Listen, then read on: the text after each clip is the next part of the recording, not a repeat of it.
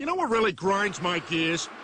What's up, everybody? And this is Supreme Decisions, and this is today's first episode of the Supreme Rant. I got a story to tell. What I'm going to do is I'm going to bring attention to some stories that are actually on my mind, or things that have touched my heart, and I feel I need to say something about, whether it's good, bad, or indifferent. And on here, I'm not going to be very politically correct. I'm going to give you my opinion. I'm going to state some things that a lot of people may or may not like. But at the end of the day, we're open for discussion because I don't mind you not agreeing with me, because that is actually how we all learn. Because we all agreed, we wouldn't be in the situation we're in right now. We don't allow ourselves to grow.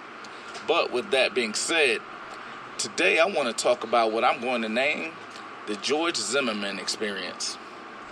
And the reason I bring that up is because we watched, seems like 2 or 3 years ago, but it was many years ago, George Zimmerman murdered Trayvon Martin and used the stand your ground law in Florida to pretty much get sent home, and also a lot of creative lawyering. The reason I bring this up is because there was a young lady in all places, Atlanta, Georgia, that has mirrored George Zimmerman and his attack on Trayvon Martin almost to the exact T. Except Hannah is not a man. Hannah's a 22-year-old Georgia woman. And Trayvon Martin, in this case, is Kenneth Herring, and he's 62 years old. Well, the story is, as I have come to learn, Hannah Payne decided that one day when she was out shopping, she had witnessed a car accident. In witnessing that accident, Kenneth Herring had driven off from the scene of the accident. Well, in Georgia, unlike El Paso, unless there is major damage, you got to, in El Paso, if there's not a whole bunch of damage, you can drive off. Y'all exchange insurance information. In Georgia, you got to stay. You got to talk to somebody. Why? Because it's more revenue driven there. But either way, Kenneth drove off from the scene. Hannah Payne had called 911. Now, I'm going to give you a little bit of backstory on this one also. Because George Zimmerman himself, he had witnessed Trayvon Martin coming through a path into his neighborhood. He noticed that Trayvon Martin wasn't an everyday regular that he exactly knew. So he called 911. Now, just like George Zimmerman, Hannah Payne called 911. And when Kenneth drove off, Hannah Payne proceeded to disobey. Yes, I use those words. Disobey the instructions of the 911 operator, just as George Zimmerman did. Hannah Payne was told not once, not twice, not 3 times, just like George Zimmerman was told not once, not twice, not 3 times, but up to 5 to 7 times not to follow that person. Why? Because they are not police officers. They are not trained individuals on how to engage with anyone. Guess what? Both of these jackasses followed these people. Both of these jackasses murdered someone. And what happened with Miss Payne, after ignoring the 911 operator and also lying about ignoring the 911 operator, Kenneth pulls into a parking lot. He then is boxed in by Miss Hannah Payne. Because again, it wasn't even Hannah's car that was damaged. Hannah had nothing to do with the situation other than the phone call. But Hannah felt like she wanted to be a superhero. Hannah wanted her name in the paper. Well, Hannah's gotten her name in the paper and all over the news. And Hannah decided she was going to get out of her conveyance with a pistol in hand and engage. Yeah, that sounds exactly like what happened to George Zimmerman. He got out of his car after following Trayvon Martin, after being told a multitude of times not to follow him. Do not engage. Don't get near him. Leave him alone. Police are coming. You know, all those good things. Same thing. The exact same situation. He gets out of his car. He engages with Trayvon. Hannah got out of her car with her pistol in hand. Just like George Zimmerman, she engaged with Kenneth. And just like Trayvon Martin and George Zimmerman, Hannah murdered Kenneth Herring. I'm going to say that one more time. Hannah murdered Kenneth Herring. And then her statement was, he killed himself. I'm going to say that one more time because I'm pretty sure you didn't get it, because I didn't get it when I first started, because it defied the laws of physics for me. Because if I don't follow Kenneth, if I'm Hannah and I don't follow Kenneth, Kenneth doesn't use my gun to quote unquote kill himself. Even if I follow Kenneth and I get out of my car to engage with Kenneth, which I've been told not to do, if I don't have my gun in hand, Kenneth can't kill himself. Now, let's say if I am scared, if I am nervous, I feel that Kenneth is a big, strong guy, why in the fuck am I getting out the car in the first goddamn beginning? Why am I actually sticking my nose into somebody else's business?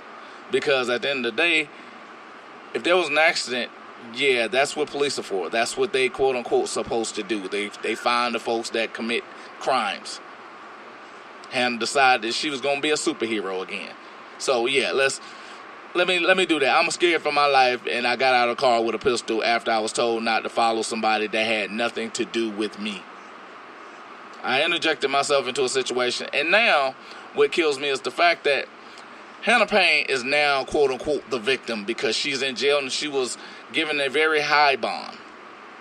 While giving this high bond, she cried and wept and wept and wept and wept and wept. And on July 21st, the 911 call was played in court in front of not only Hannah, the victim, as she puts it, or wants to believe, but also in front of Mr. Herring's wife and other supporters in the area of Clayton County. And during that call, no one heard a victim.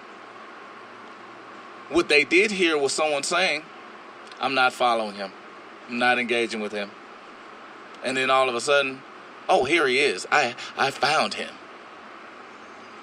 Oh my goodness. He has killed himself. But I'm the victim. Now, let me ease back a little bit, because I wanna bring up something real quick. I did a show maybe a couple weeks back, and I spoke about how I hate victims. Yeah, I actually used that word. I hate victims. And the reason being is because we're putting ourselves in a society where nobody wants to take responsibility for shit. Nobody wants to say, hey, I said that, or hey, I did that. And in this instance, Hannah did everything wrong, but somehow she's the victim.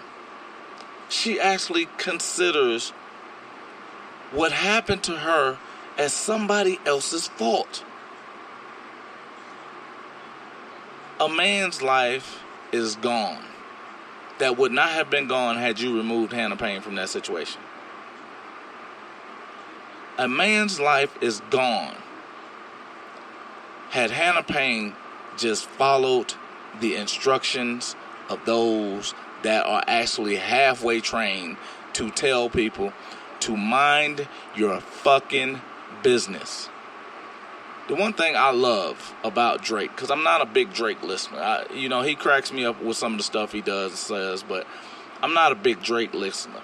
But at the end of the day, the one thing I quote Drake on is the hardest thing about business is minding your own. And right now, those that don't mind their own business, they are exercising their perceived entitlement. And when you're looking at this, because last week I did a video and I spoke about the most dangerous thing here in America. And the most dangerous thing here in America is perception. The reason I said that is because when you have someone that lacks the ability to accept responsibility for their actions, and they accept the pussification of this nation, and they think everything is somebody else's fault, no matter who does it. I'm going to say that one more time. Everything is somebody else's fault. Everything else is somebody else's responsibility. It's not yours. And only things that are done to you, not by you. It becomes dangerous. And the biggest danger is people don't see anything wrong with that. That's why it's dangerous. And I'm going to close today. I'm not, because these episodes are not going to be very long, because I don't have a whole lot to talk to y'all about. Because right now, me talking about that situation brings up one other situation. And it was because I had a conversation with a young woman. And at the end of the day, we were talking about their staunch stance against immigrants.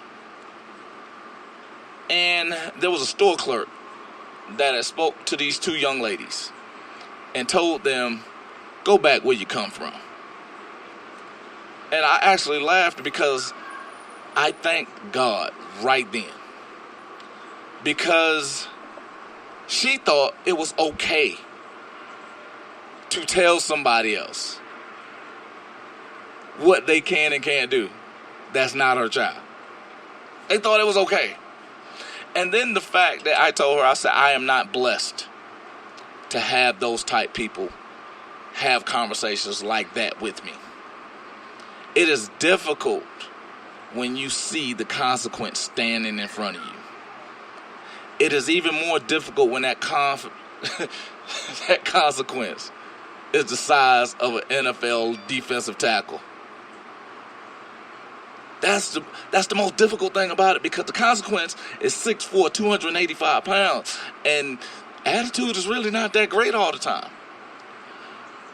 And I told her, I said, to be honest with you, no BS. It was funny as hell, because the look on her face was priceless to me. Because I told her, I said, had he said that to me, because one,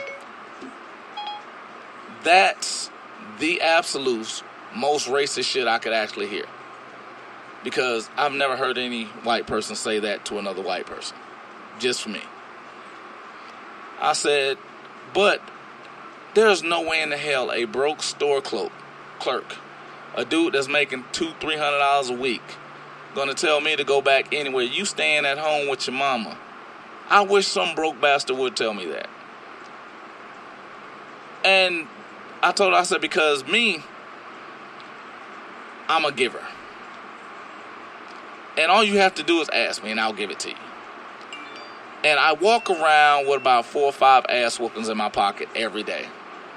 And that store clerk would have been one of those people that was asking for an ass whooping. And I would have given it to him. Because at the end of the day, the perception and the entitlement attitude is what's destroying us from the inside out. And understand, if it doesn't concern you, don't get upset when you interject yourself into someone else's business. Because again, there are consequences. Not all of them are 6'4", 285 pounds. But when you pull the trigger on a gun and you take someone's life, they had nothing to do with you, and you had nothing to do with them, and you made that choice. Accept the choice you made. That's all I got today, and I'll rant some more tomorrow. Talk to you guys later.